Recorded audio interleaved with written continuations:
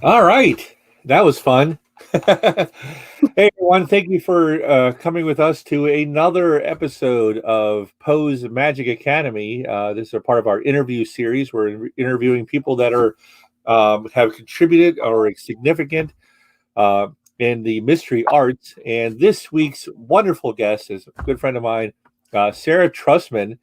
And there's a reason she is wearing elephant PJs. And we'll go into that very shortly. You've seen the description that for this show tonight, so that's why you know you're here.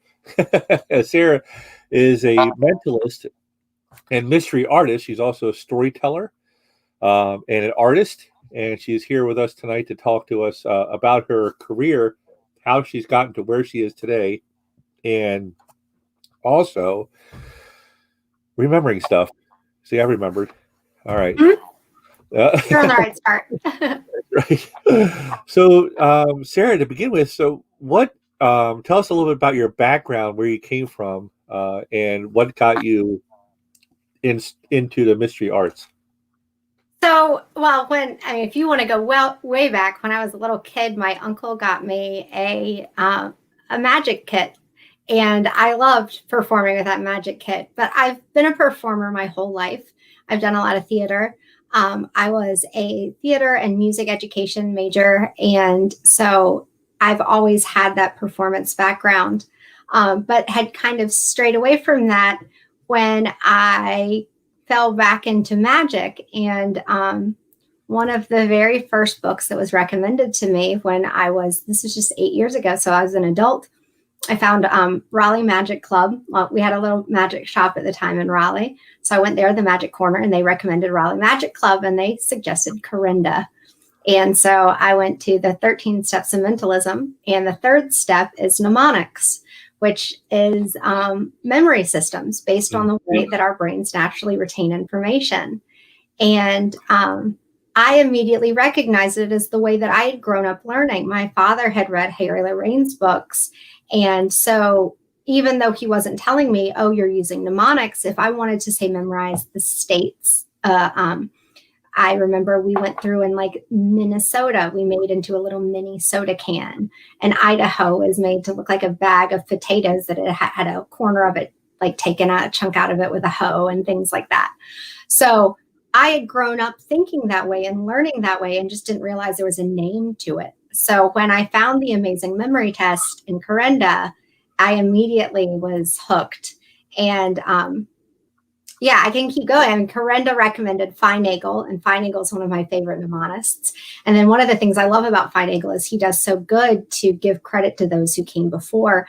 And so he sent us back to the ancients. And so I went back and just devoured everything I could on the art of memory from the ancient Greeks and beyond, and then also started going back to even before the Greeks into like pre-literate cultures, and the fact that mnemonics have really been around and a part of the way we learn since humanity's been around. Oh, we lost your audio. Uh-oh. Oh, there it's back. I was going to say, everything looks good over here on my end. Okay, good. All right, fantastic. Sorry about that. I lost it on my end over here, but it's back to normal. Okay. So anyway, Sarah, thank you so much for joining us this evening. So that brings us to the present, I suppose. So I was just on your website. You have a very well-designed website, which a lot of magicians get on that. Make sure you have a website that reflects professionalism.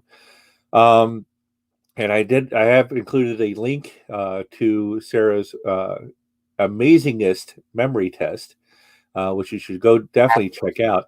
So, Sarah, tell us, why should mystery artists, mentalists, and magicians be interested in the Amazingest memory test? Oh, there are so many reasons. But I'll start with the Amazingest memory test itself. What it is a way for you to memorize a list of 30 random things and then recall that list in any order. So you could say, oh, well, it's called out at number 17, and you could say what that is. So that can be performed as a feat of memory exactly like that, and it's amazing. But there are so many ways that you can hide memory in what you're doing. And so it's a great way to memorize something about all of your audience members. Or if you were to try to, anytime that you need a list of things that you need to know for a performance, you can use that.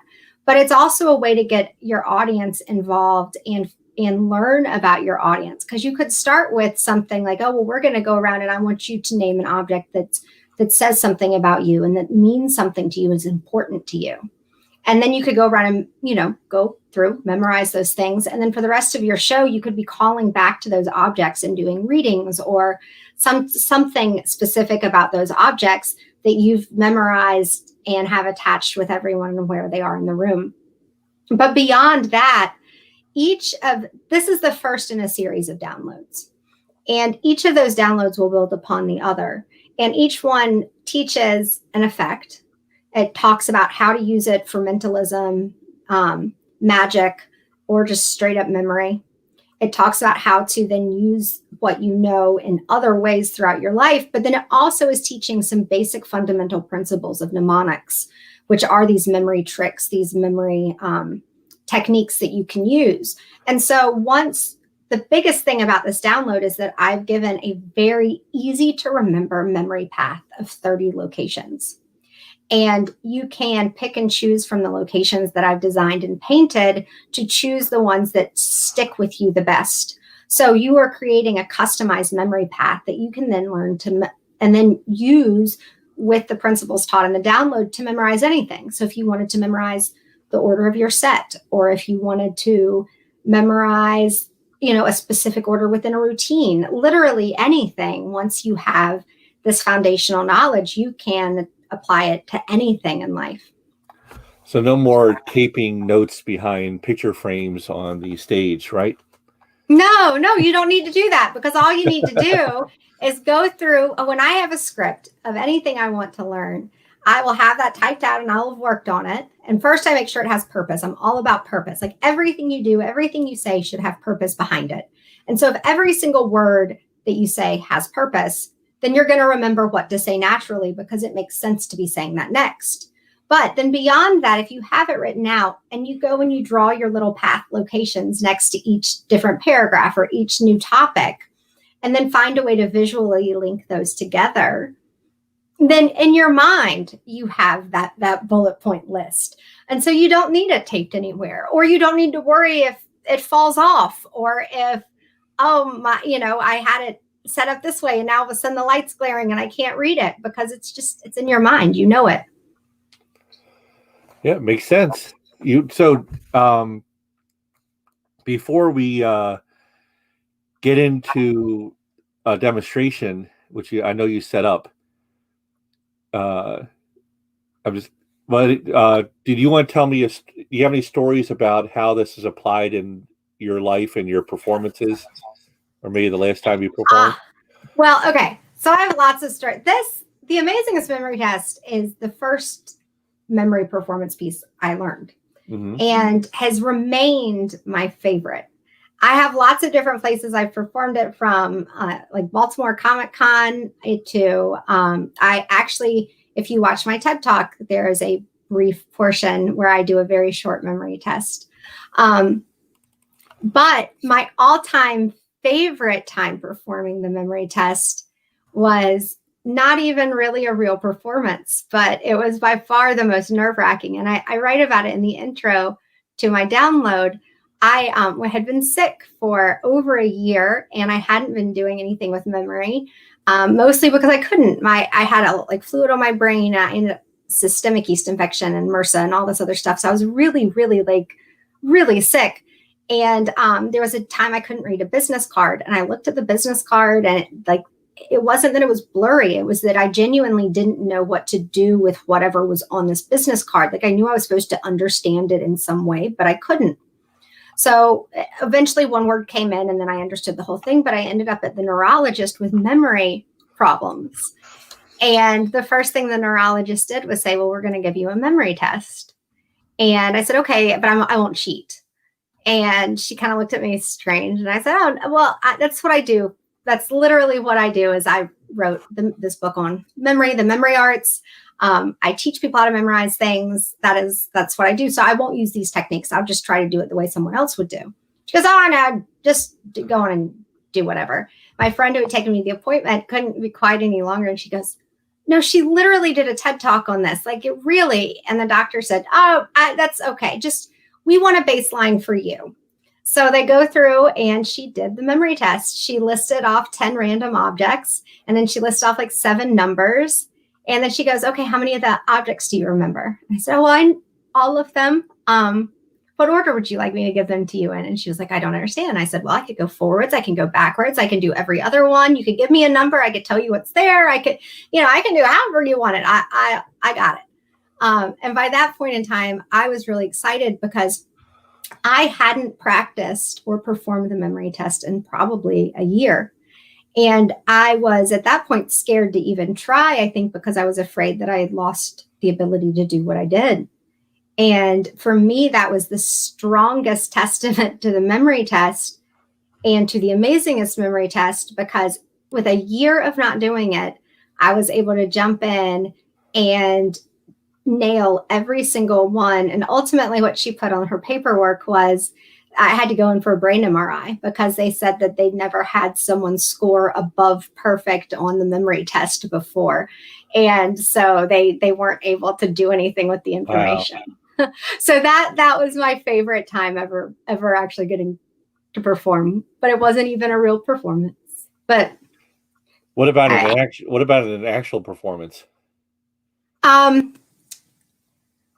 Well, doing it at TED was fun. They had a list prepared in advance that I didn't see until they brought it out. So it was a little bit of a different scenario than what I usually do. I like to do the memory test when it's interactive with the audience because it can become really fun and you can add things and details.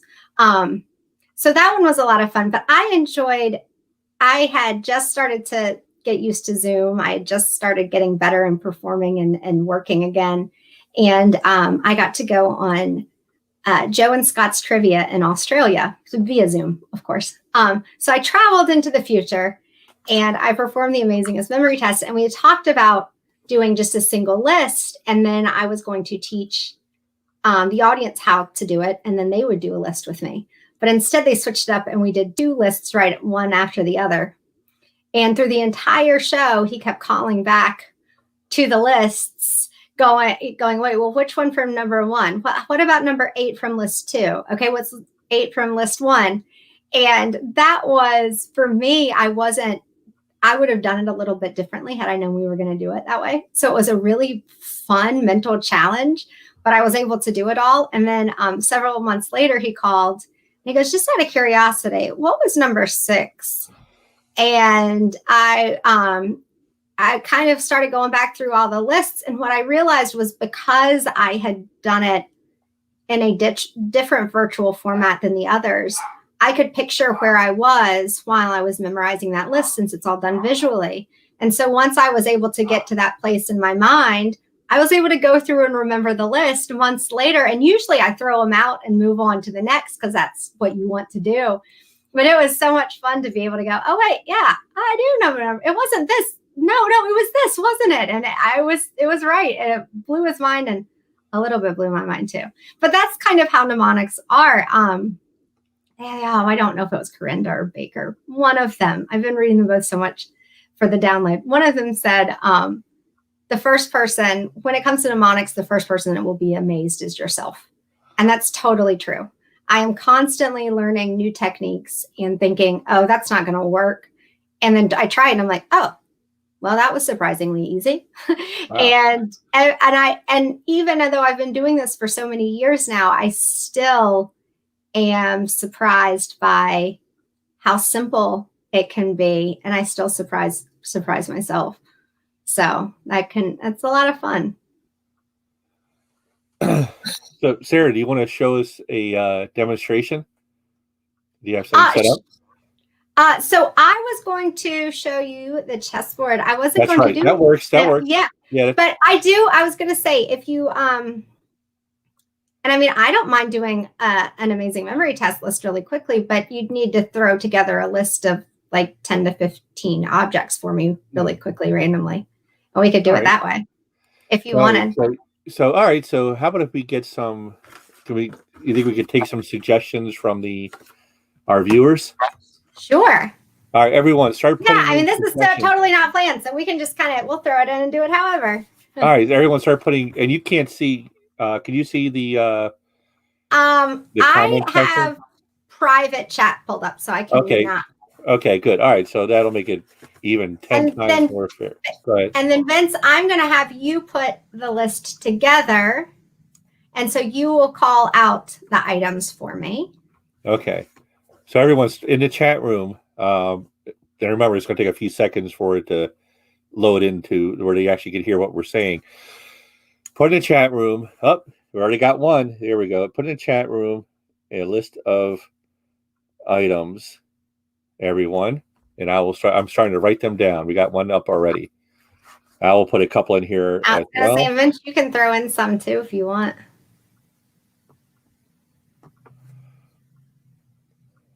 Okay. And you need 10? I mean, I can do however many, but 10 seems to be a good quick number. You choose. Pick a number. 10 will work. All right.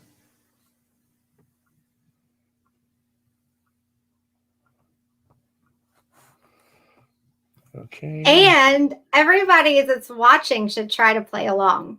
So as Vince is calling out these items for me to memorize, y'all be listening and you try to memorize them as well and see how you do, because that's always fun for me. We got 8 so far. All right, 2 more numbers. I also can do math.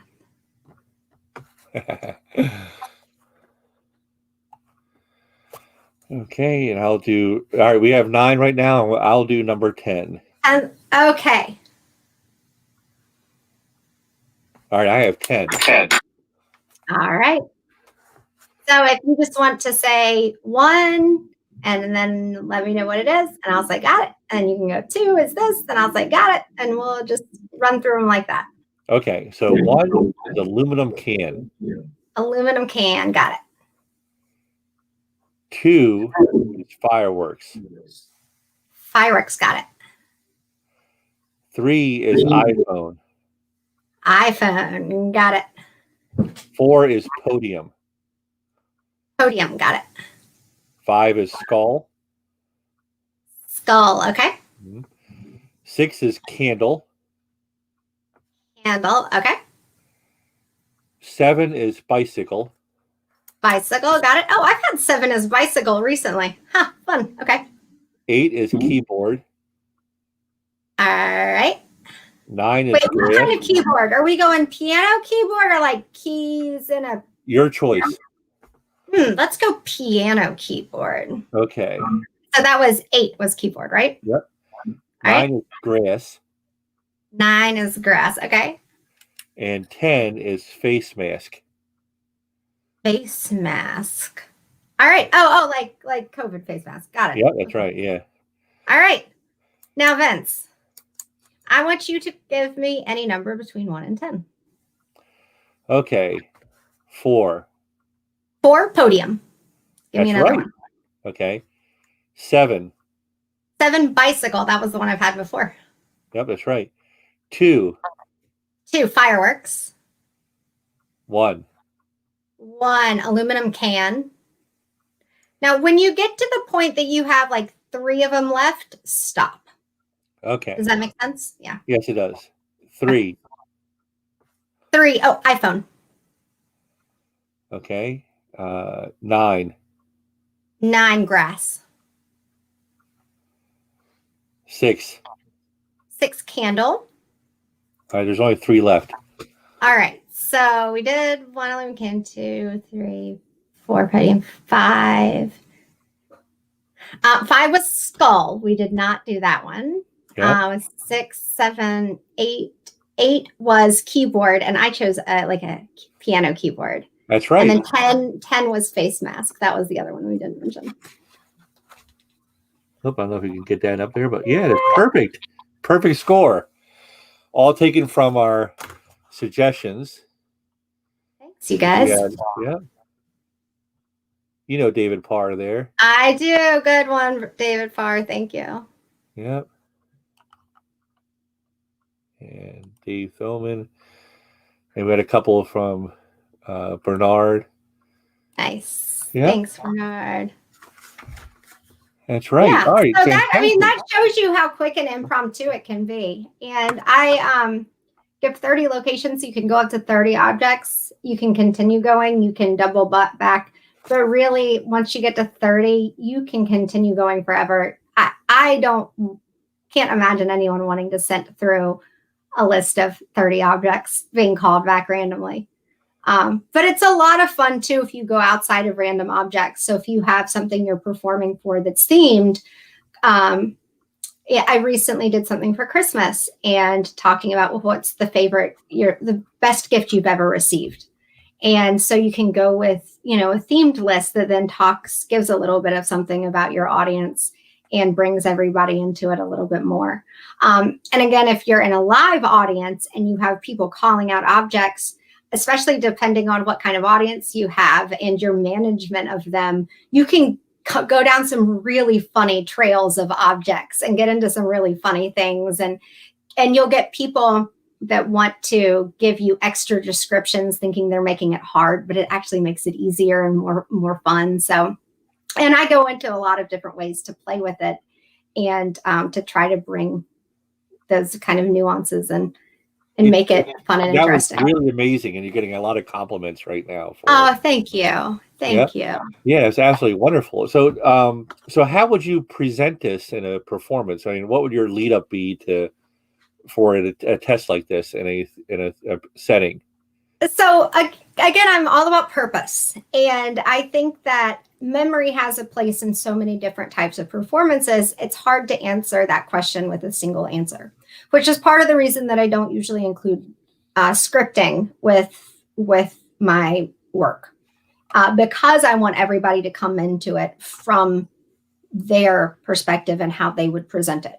Since I mainly perform memory, I don't usually hide what I'm doing. I flat out say, I am performing memory. Let me give you an example. So for me, it comes very naturally into what I'm talking about. This is like kind of the opening for everything I do. If I need a quick little way to jump in and give a demonstration of memory, you don't get cleaner, you don't get easier. You literally can make it any length of time you want. You can do it quickly, you can drag it out. And so it really is versatile. So I just straight up go into it as with what I'm talking about, because typically I am talking about memory. I also now have this great story about performing it at my doctor's office. And so that is something right now I'm really working on products. I'm working on producing a series of downloads and some other products, my chessboard and other things. When I get through with that, I do want to start working on thinking about a show and what that would look like. And so that's the way I would imagine that I would present it within my show. But anyone, I think it's an awesome opening act for anyone who's trying to show that they have some type of mental prowess and mental ability. And if you're looking at it from a mentalism, because you then can call back to that list throughout the show. So like tonight throughout the interview, you could throw a number at me and I could then tell you what that object was. But you can do the same things with your audience members. So if you have objects tied to audience members, you now have a way to call specific audience members up to the stage. Hey, you bicycle guy. You number 7, come up here, and so you can use it that way. So it's a great, if you're working with a smaller audience, or if you're doing something with, that's small, literally going through and saying, I want to open my show by just getting to know a little bit of something about each and every one of you. I want you to think about an object that says something about you and what it means. And that, without telling us anything about this object, should give us a little piece of you and tell us something about you as a person. It can be an object that brings you joy. It can be an object that makes you sad. It can be an object, anything that says something about you. And that's a great way to open. And then from there, they're bringing these objects forward and you can engage however you'd like. But ultimately, you are memorizing the list and then can call back. whether you call attention to the fact that you're calling back to it, or whether it's just something you do throughout that they realize like, wow, we went through and they knew every single object that every single one of us took. So that's a great way I could see to mix it into a mentalism type routine and going with objects. I also like to do it as a love-hate. So if you're doing it virtually, you can have everyone have a piece of cardstock or note card and write on it with a heavy marker on one side something they love, and on the other side they write something they hate. And so you go through and you have everybody hold up, what do you love? And then you run through and you read everything that everybody loves. And then you say, okay, now flip to your hate side. Everybody flip, what do you hate? And, you can build up the energy. Give me an angry face. You hate this. And, you're reading through and building up the energy. And, so-and-so hates that. I hate this too. And wait, how do you hate that? That's my favorite. And so you get to play with those kind of things. And then you have everybody put the cards down and you go back through and you say, oh, so-and-so, you loved this, but you hate this. And so you love this, but you hate this. And so that's another really fun way to use it, especially in like a Zoom virtual audience that becomes interactive and can really be exciting and fun for the audience, but makes them feel involved instead of just an active viewer. Yep. So Adam Stone says he saw you do this and it's amazing and so meaningful to the audience. Yeah, it's a lot of fun. And I've even suggested, and again, this is a brand new download. So it's something I'm excited to hear from people once they are out in the world and using it in their own ways, because I could see it being, if you're doing corporate shows or even within the corporate world, opening a board meeting by saying, go around and tell me a little bit of something about each of you. And then being able to know that about everyone, or as an icebreaker for any type of event. So even beyond an actual performance, I see this as being a really great tool to get to know people, but also to really get your mind working, since that seems to be something we don't like to do so much anymore. Mm-hmm. Yep, that is absolutely fantastic. I'm telling you, I have a really bad memory, so it's really impressive to be able to recall things like that. But you think in your method, anyone can learn how to do this, right? Yes. So it's all based on the fundamentals of mnemonics, which have come about in literally every single culture throughout the entire world, because it's based on the way that our brains are wired. It's based on the way that we take in the information of the world around us. When we're babies, we don't have words, we don't have language, we don't understand words, but we do start to develop vision, and we start to see things, and we start to recognize images. And we also start to develop depth perception. We start to develop an understanding of where we are in the world spatially, what's around us, and what makes up our world. And then if you layer onto it, and this is an area I don't work as much in currently, but know people that do and look to work in this direction in the future. But when you throw music on top of that, that is buried deepest within the hippocampus. It is the last thing to go is location and music for people with dementia. And so when you put these elements together, and so you have something that's a visual, and then you give it a location, a place, and then add emotion to that, it makes those things cemented in the mind. So for me, the quickest way to give an example that it would actually teach something and be helpful that's short is talking about names. There's lots of different ways you can memorize names. And if you're wanting to go in and memorize the names of your entire audience for a show, I would recommend doing that differently than wanting to go remember the names of people that you come across in your daily life and you want to remember them. But in general, the idea is that you find an image that in some way relates to their name. So like Vince, I always try to throw myself in these situations of like thinking on the top of my head, how would I make this up? So Vince, I immediately think mince, and the V, I see the V of your name, like going through Vince or you and mincing you up, but vincing. So I would now imagine, and you always have your hats on. So I'd imagine it just going through and vincing your hat. And that is the image I would then put with you. I have a harder time recognizing faces. And so a lot of times people say, oh, well, pick out the most noticeable feature. And I say, yes, pick out the most noticeable feature, but that doesn't necessarily have to be a physical feature. So if there's something you notice about the way someone speaks or the way someone carries themselves, whatever it is that stands out about them the most, and then find a way to put that into a funny picture. Yeah. And then the locations are simply, if you changed information into images, you just have a bunch of pictures floating around in your head. You have to be able to know where to go to recall the information. Because there's memorizing something, and then there's recalling what you've memorized. And with the Amazing Memory Test, not only do you need to be able to memorize it quickly, hold on to the information quickly, you also want to be able to recall it quickly. You want to be able to come back and know what it is right away. And so that's why you give it a location. And that's what I've done with the Amazingest Memory Test, is given locations that are rhyming and naturally go with 1 is gun, 2 is shoe, 3 is tree, but then also have the numbers hidden in the pictures themselves. And so you really can. I did a master class before releasing the product, and everyone that was in the class felt that they were able to walk away knowing that information with, just looking through the images and going through the stories. So we have an interesting question from Bernard. Okay, so Bernard asks, let's see if I can bring this up. Have you ever memorized more than one object for each number, like a progressive visualization of 2 or 3 objects for each number?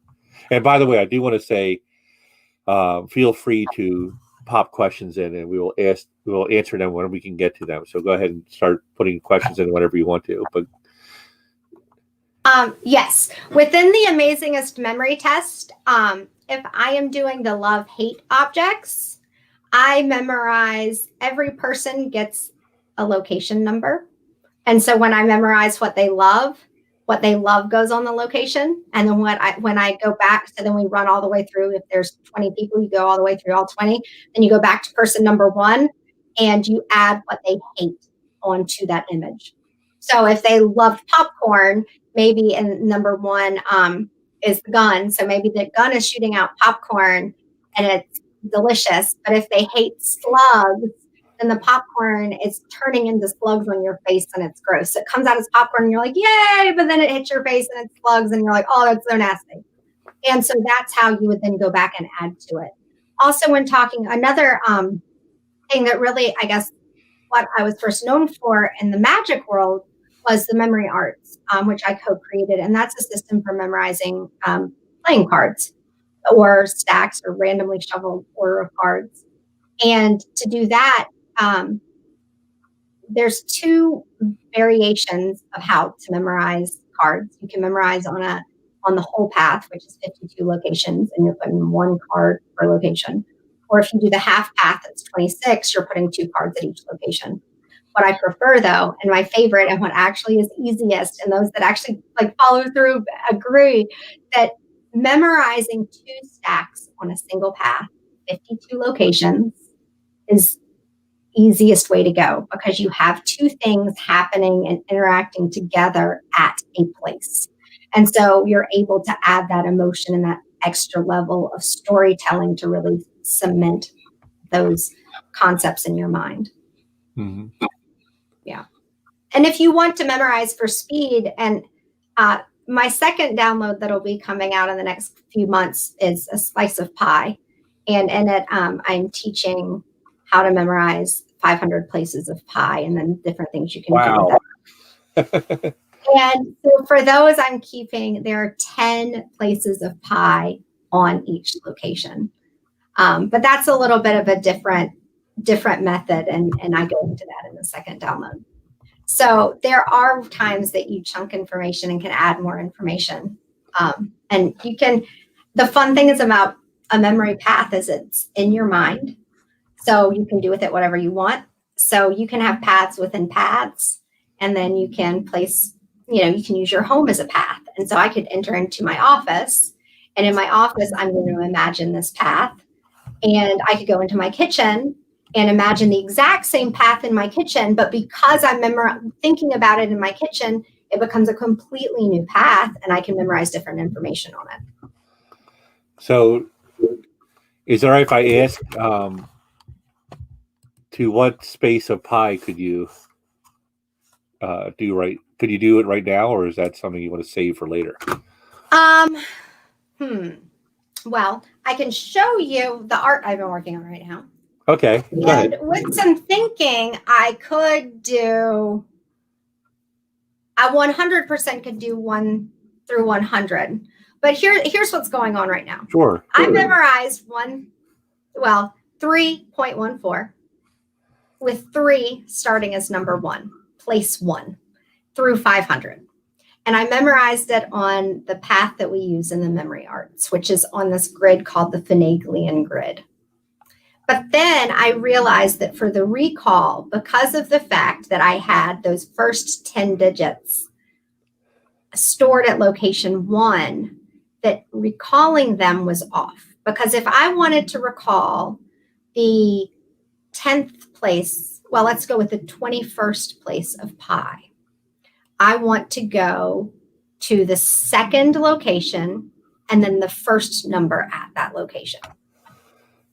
But if that's the way I have it set up now, but the way it was set up before, because you have those first 10 numbers in that ones place, to get to the 21st place of pi, you actually go to the third location and then the first number. And so I didn't like that you had to go to the, if I wanted to go to the 78th, I would have to go to the 8th location, 8th number.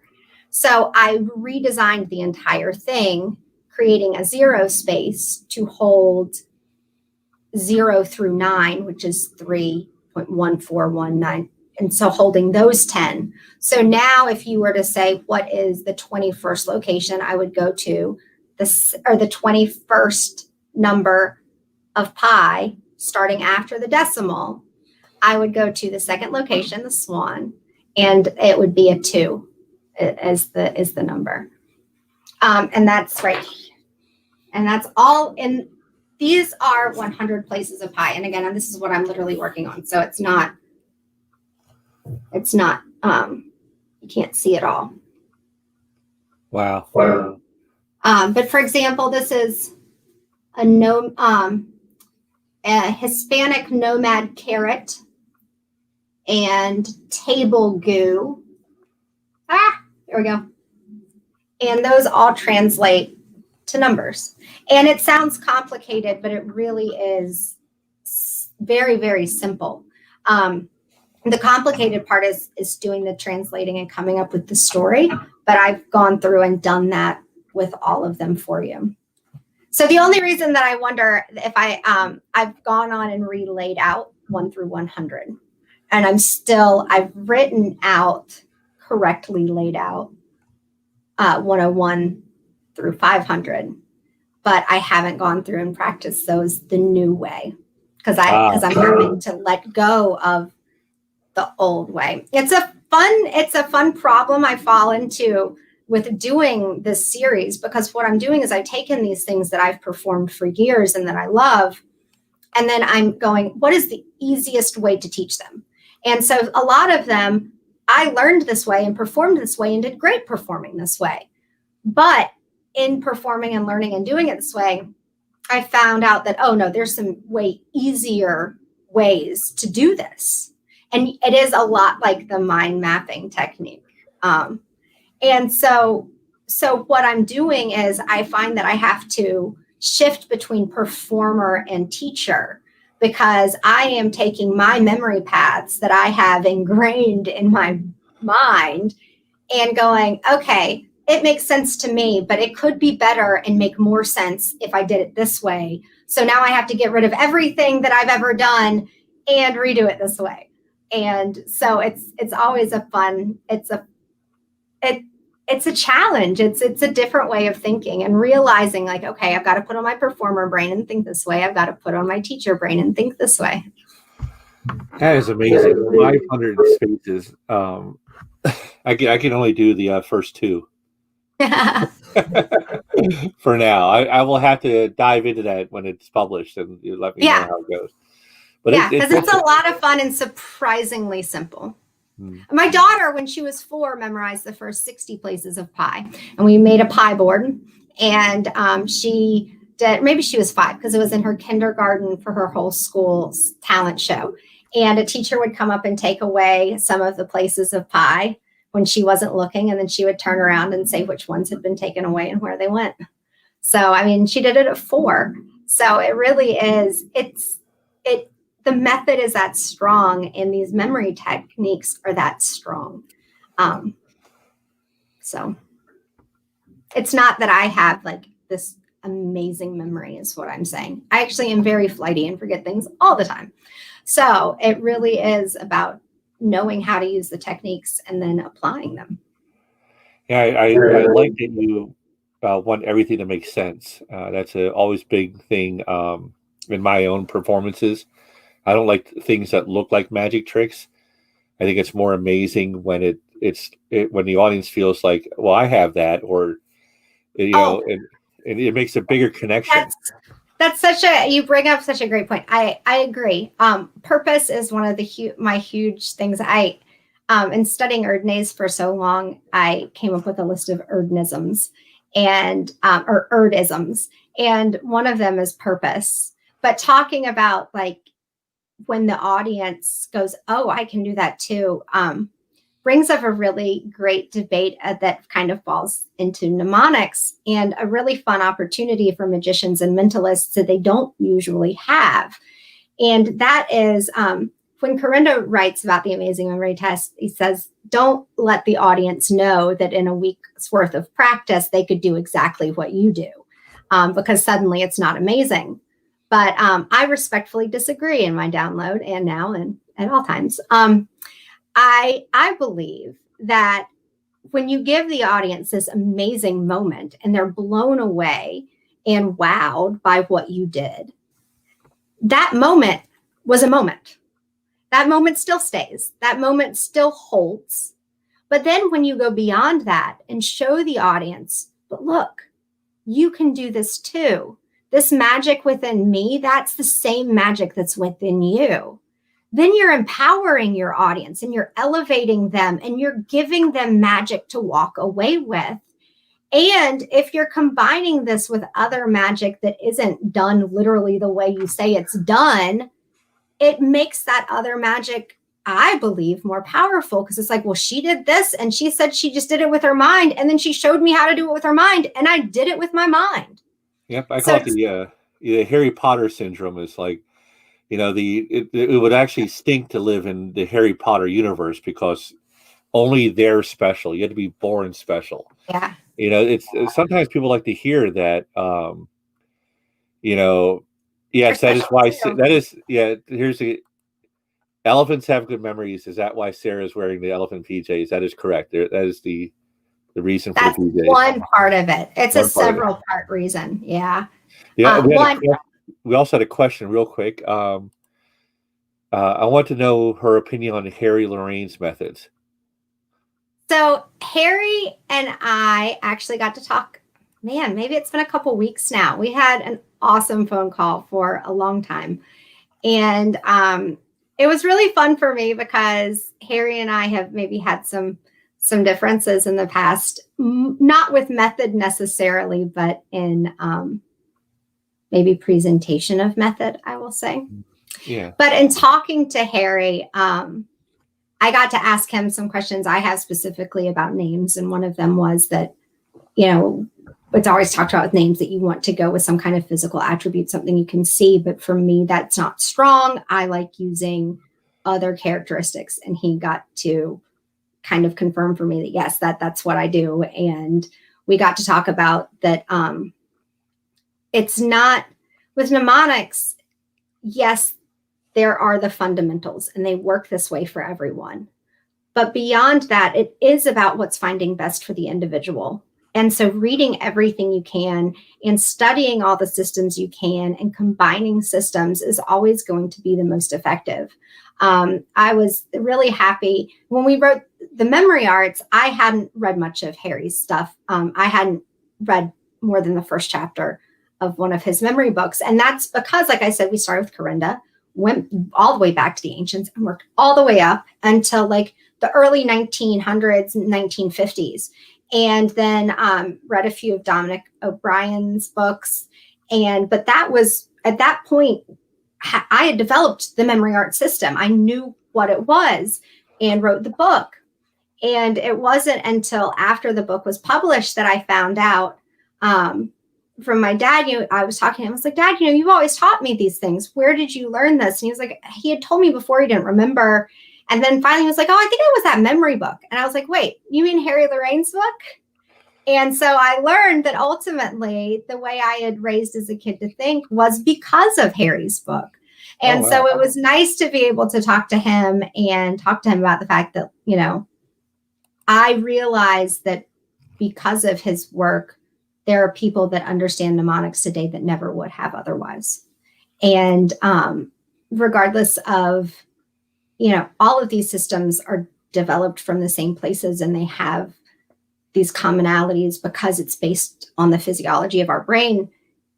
But regardless of who created what, and if you prefer a peg versus a palace, which really it's the same thing, it's all semantics, but you cannot deny the fact that he brought mnemonics to an entirely new generation of people.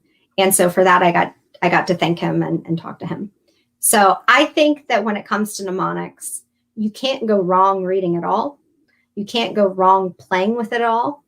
And then figure out what works best for you. What I really try to do with my work is make it accessible. What I found with a lot of books on mnemonics is it's all text. You're sitting there saying, memorize this, picture this, imagine this. And it's lists and lists and lists and more text and more text and more text and more lists and more lists and more lists. And it's so boring. Mm-hmm. And so for me, when the whole thing is visually based and supposed to be making these vibrant, silly, goofy, graphic, gory, sexual stories, it is fun. It should be fun. It should look fun because that's what it is. And so that's one of the things I've tried to do is to really show how fun it is and make it visual, because it is an art, a visual art, that's based in these images. So that's wonderful. So we have some time left. Do you want to do the chessboard now? Sure. Well, and I'm wondering, I probably don't have time to fully perform it from not broken down, but I was just thinking, and we had talked a little bit about upcoming projects. I've got to clean it off really quickly. But are you familiar with the Knights Tour? Yes. Yes. And for those that are watching in the audience that may not be, I will quickly tell you about it.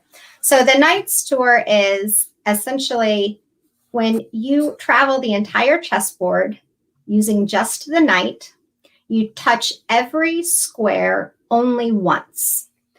And this is, if you know chess, very difficult to do because the knight moves in the shape of an L.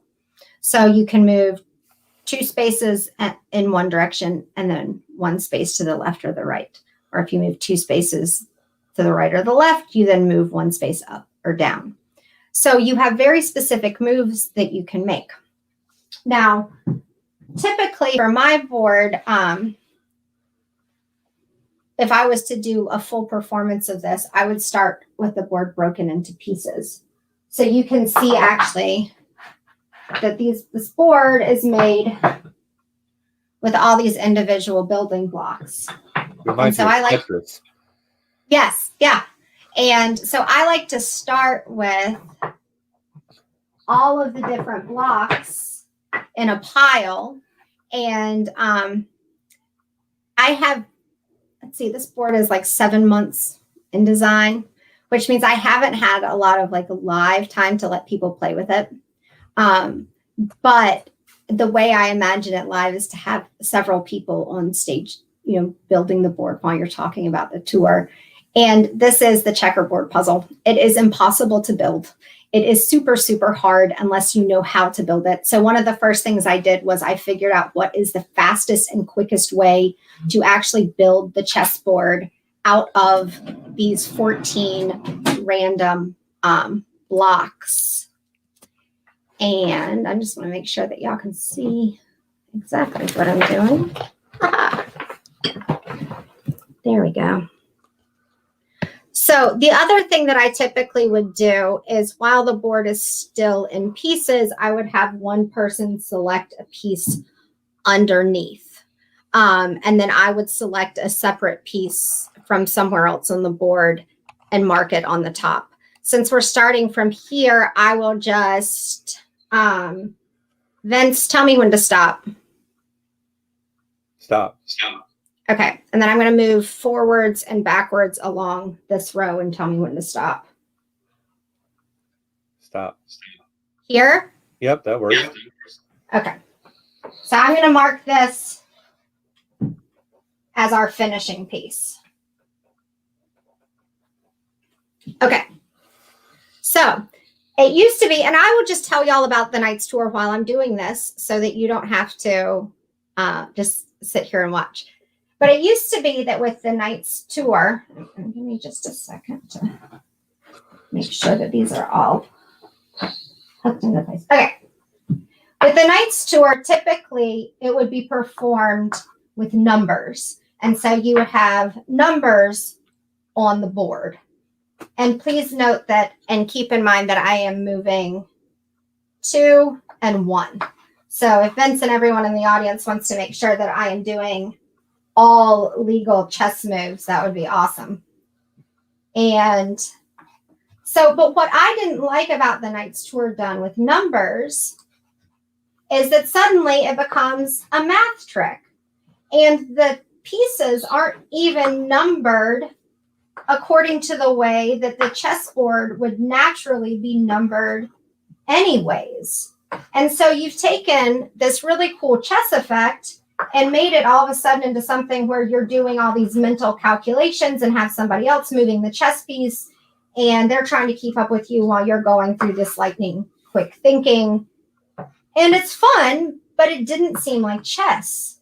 So I wanted to remove the numbers, which is kind of funny because what I did was I took all of the memory out of the Knight's Tour. So typically the Knight's Tour is performed by either memorizing the series of numbers or some type of crib or way of cheating.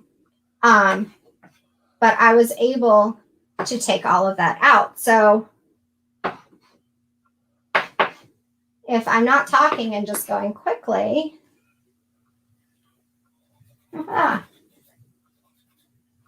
you can go through, and I did. I wondered, yep. Haha, let me start it. I'm going to erase. I saw it. Yep, you saw where I was coming back to the beginning one. I see what I did wrong. I'm hoping, though, that y'all can still see. Here's my board. I'll still leave yours. I questioned myself, and I can tell you exactly where I went wrong at the very beginning. I started at the beginning by going up and over. Mm-hmm. I should have gone down and over, I believe is what I did. So for here, I know that I could move there to there. I could move there to there, there to there. So I have all of these various options. I know I don't want to go there, but I'm going to try this and we'll see how I do. And so again, here I have all of these 8 options I can go around here, but I'm going to take this one. And another fun thing I love about the Knight's Tour, it was originally written in a Sanskrit poem. And the entire poem was a mnemonic that taught the moves needed to complete the tour. And so I had always thought of it as kind of this more modern creation, because a lot of times if you're in a computer programming class, they will have you have to program the Knight's Tour as kind of an intro to programming exercise. So I was really excited to realize that while it has always been a feat of memory, it truly came from a memory poem. And so that's really fun for me. So now I'm starting to get where I have less options. Like right here, I only can go there. And when you're in these corners, you have to pop up to that corner and back to that corner. And so now we're starting to run out of options. And so it starts to get a little bit faster. But this is the point at which any change you make can throw you off. And once you've made one mistake, the whole tour is messed up, which is a really fun way, I feel, to perform it, is to talk about life and making decisions. And like right now, I could go here or I could go here. And I can tell you, if I go here, I'm not going to be able to complete the tour. If I go here, I still should be able to get where we need to go. So back up to that corner, which then takes me there, which then takes me here. Yep, there it is. Still have it. Yeah, and I still have those two missing. So, but this is why and most likely I've set up my board incorrectly. I need to check a few things since I didn't. It's still it was very clever, though. I'm really, especially someone who actually knows chess. You can follow along and that sort of thing. It's fun. I mean, that's the fact that you're able to do it while still communicating to the audience. That was very impressive. And I am going to sit here, and as we finish up this chat, I'm going to try to run through it again because this is going to frustrate me as to what's going on here. But there's part of me too that wonders. I've been performing this every opportunity I get just to play through with it and see how, just to get the opportunity of practicing it. And then I've been having my daughter doing it as well. And it's been fun to time myself. And another thing we've done is got a regular board and numbered the board with the tour and had somebody just go through and try to find the numbers and complete the tour faster than I can do the tour by the board. But I have made, each of the boards are custom made. Each of them are built by me, put together by me. They each are unique. And so I have a pre-order list, and I take 4 people from that pre-order list at a time. I talk to them about what they want from their board and the specifications. And then I get down to making their board. So their tour and their board is unique and different from other tours and other boards because there are multiple tours. And then there's multiple ways to present that tour. So, yeah, these have been my two, memory, and then figuring out how to take memory out of things, apparently, which was completely unintentional in the case of this, but I just kind of fell into this great way of performing it, and it was too good to not do anything with. Let's see. If this doesn't work out, then I do know that I just, somebody's been in here. My daughter will come in and play around with the board, and I won't know that she's mixed it up and played with it. Haha, I think we are. Yeah, there we go. There it is. And so that's our last move. Get you there. Wonderful. And then I made you have the knight that has the chalk that. Oh, that's really cool. Yeah. Yeah. So that was what I found to be the best way for this, because then your pieces, when you're done, you just wipe them off and they're good to go again. Yeah, we just literally got to 1 hour while you finished up. Isn't that wonderful? Perfect. Perfect. Well, everyone, so there's links in the chat, in the conversation, and all the places you're viewing at. We have a minute or two for a couple more questions, maybe. So if you have any quick questions you want to ask, but this is a established principle that Sarah has put together in an easy and fun way. No, the nice tour goes back a very, very long time. To answer, it is not. It was not developed by Harry Lorraine. Maybe you couldn't hear me because I was turned away from the computer. Yeah. It originated in a Sanskrit poem. Yeah, it's hundreds of years old. And the poem was mnemonic, and as you said it told you the moves you needed to complete the Knight's Tour. Yep. Yeah. Let's see if I can find that out for you real quick with a quick Google search. I'm sure someone doing it right now. Sequence of moves from chessboard night visits. It is history, Sanskrit. That 9th century AD is the earliest known reference.